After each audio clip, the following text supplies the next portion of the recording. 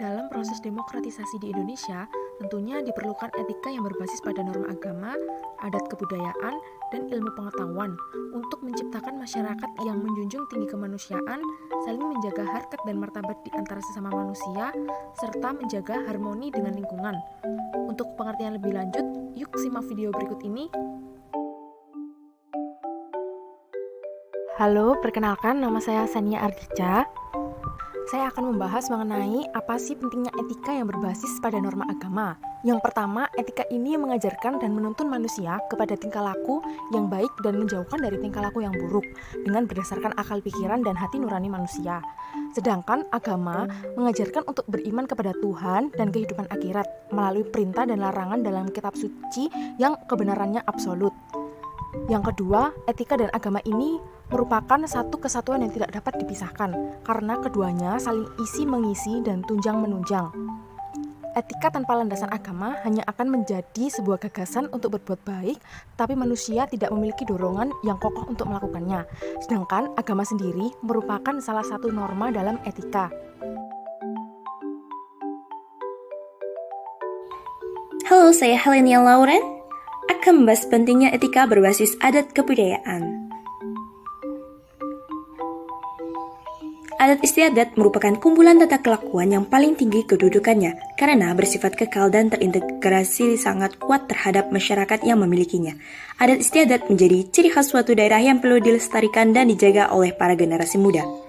Etika dalam adat istiadat bersifat wajib untuk dilakukan dan berperan penting dalam kehidupan karena berkaitan dengan segala aspek kehidupan agar seluruh kegiatan dapat berjalan sesuai peraturan yang berlaku.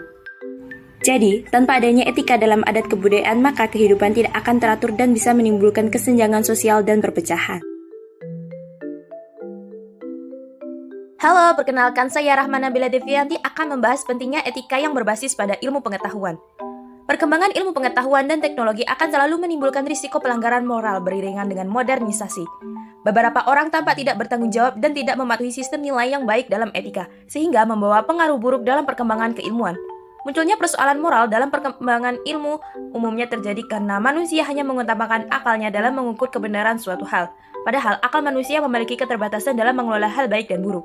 Perkembangan ilmu tanpa memperhatikan nilai-nilai etika tentunya hanya akan membawa kehancuran bagi peradaban manusia itu sendiri. Pemanfaatan ilmu harus menekan aspek etika pengguna dan pengembang ilmu.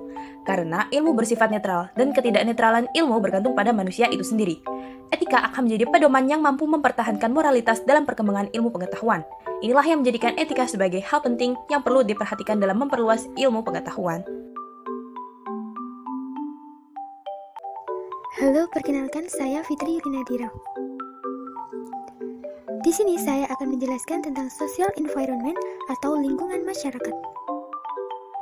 Menurut Zahro dalam Kurniawan dan kawan-kawan, Zahro 2020, lingkungan masyarakat adalah seluruh individu dari suatu sistem kehidupan yang mana keduanya saling berinteraksi untuk membentuk pola hubungan.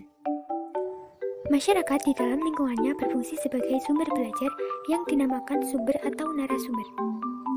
Lingkungan masyarakat memiliki peran sentral dalam menanamkan nilai-nilai etika. Pengaruh etika dalam kehidupan masyarakat. Etika memberikan orientasi bagaimana manusia menjalani hidupnya melalui rangkaian tindakan sehari-hari. Etika juga membantu manusia untuk mengambil sikap, tindakan, dan keputusan secara tepat. Etika dapat diterapkan dalam segala aspek kehidupan kita. Etika dapat dibagi menjadi beberapa bagian sesuai dengan aspek dan sisi kehidupan manusia.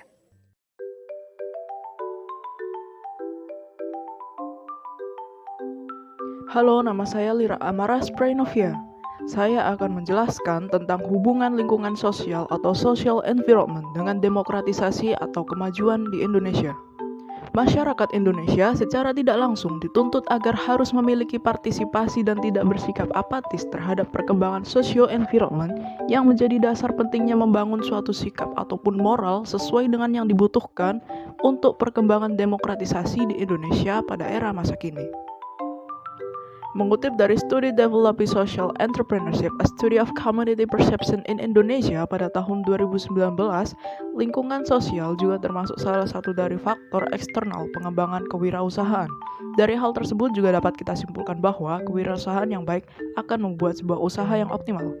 Kemudian sebuah wirausaha yang maju akan turut berkontribusi dalam kemajuan negara Indonesia.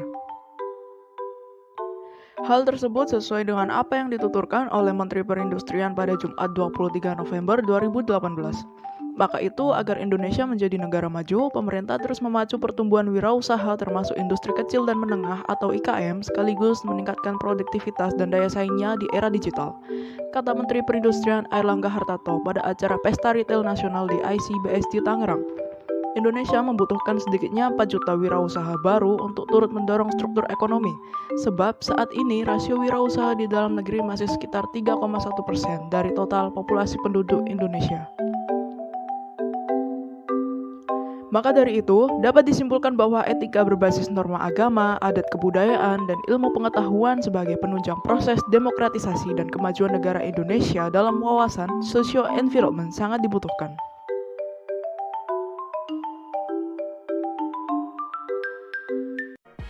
Halo, perkenalkan saya Leonard Fatiro Kiarta. Di sini saya ingin menjelaskan dampak positif dari etika terhadap manusia.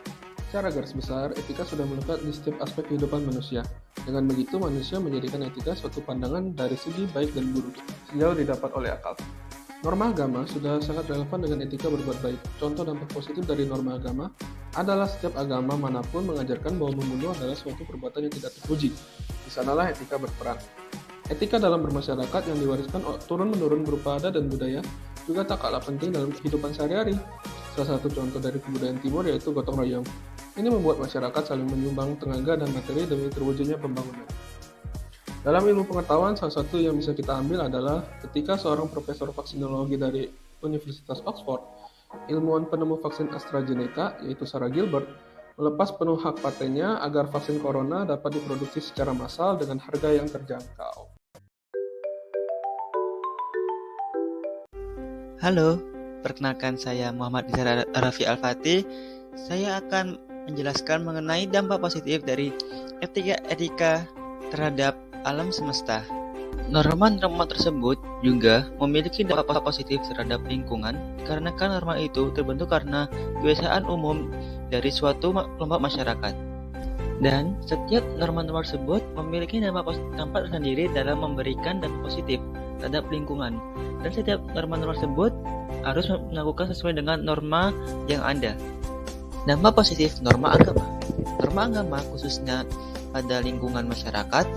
Norma agama dapat menjadi pendamaian karena dalam norma agama, seseorang yang memiliki rasa bersalah, jika orang tersebut ingin rasa bersalah hilang, maka orang itu harus menebus kesalahannya. Dampak positif norma adat kebudayaan. Di dalam norma ini juga memberikan dampak positif terhadap lingkungan sekitar. Karena norma ini membuat kelompok tertentu yang mengikuti norma ini pasti mengajarkan akan pentingnya menjaga lingkungan sekitar. Dampak positif norma ilmu pengetahuan. Norma ilmu pengetahuan juga memberikan dampak positif terhadap lingkungan. Karena norma ini juga menjunjung tinggi akan kelestarian lingkungan sekitar, sehingga dapat memberikan dampak positif akan lingkungan sekitar. Halo, perkenalkan nama saya Bima Satria Ramadhani, akan memberikan kesimpulan terkait materi yang telah dijelaskan. Dari pernyataan di atas, kita dapat menyimpulkan bahwa etika di dalam beragama sangatlah diperlukan, karena dapat menjauhkan dari tingkah laku yang buruk dengan berdasarkan akal pikiran dan hati nurani manusia. Sedangkan agama ini mengajarkan untuk beriman kepada Tuhan dan kehidupan akhirat, melalui perintah dan larangan dalam kitab suci yang kebenarannya absolut. Tak kalah pentingnya juga kita harus beretika di kehidupan sehari-hari dan di dalam bersosial, karena secara garis besar etika sudah melekat di setiap aspek kehidupan manusia. Dengan begitu, manusia menjadikan etika suatu pandangan dari segi baik dan buruk.